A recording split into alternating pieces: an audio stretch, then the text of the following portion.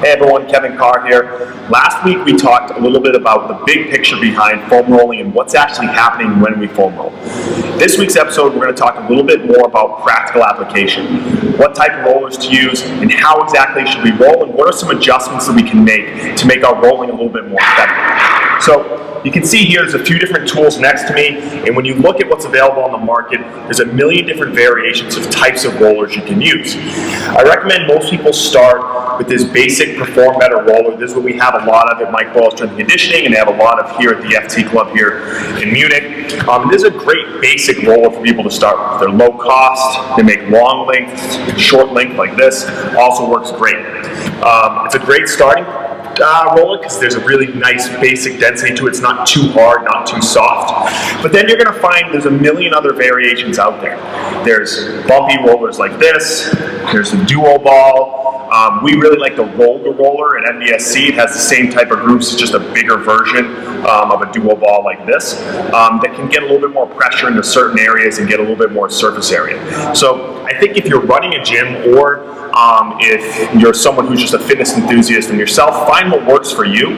If you run a gym, I think you should have a lot of variation for different clients. For instance, we have some clients who really like the bumpy roller or really like the duo ball or the Rolga. I think everybody has different preferences, so you should just have what's best and let people experiment and try for themselves. Everyone's going to have something they like a little bit more.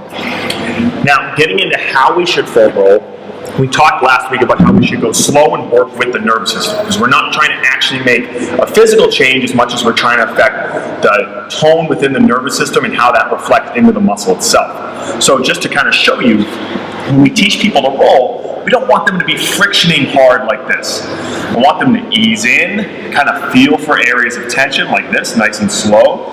When they find an area that might be really tender, like for instance in my lateral hip here, it's good to just kind of take a breath in the nose, out the mouth, and then move and kind of feel how that tension changes and work in and out of different corners of that muscle to try to see how you can get that tension to go down. Again, you want to work with the muscle and massage into it nice and slow rather than trying to friction your way through those tender spots.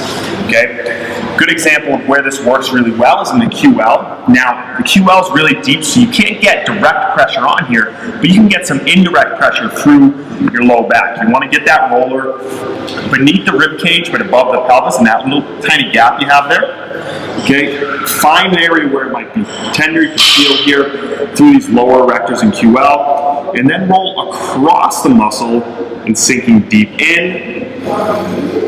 Really tender back here. It's a really good spot to take a big breath in the nose and out the mouth. And you can feel that tension change where you can sink in. Realize in areas like this, the QL is directly attached to the diaphragm. So when you breathe, it's going to change the tension within the muscle.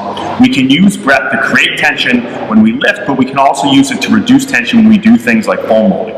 So we want to take that to our advantage. So I usually will have a client just kind of apply pressure in this low back area, rocking forward and backward,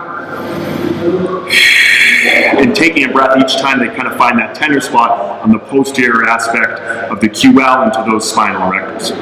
Okay. Now realize also some people might have trouble supporting themselves, especially if someone's really overweight or weak, new to training, maybe an older individual might have trouble supporting themselves on the floor. Make use of the wall to kind of help with your foam rolling, okay? You don't want someone coming in for the first time training and struggling to try to support themselves on the ground right away. So lots of times we might recommend having them roll their back or their hip against the wall. Maybe it's not an ideal situation, but it's better than having them struggle on the ground. Even getting posterior shoulder and lat up against the wall for someone who might not be able to support themselves might be a really good place to start. Okay? So remember, we want to breathe through these different positions, go nice and slow and work with the nervous system, and encourage your clients to try different directions.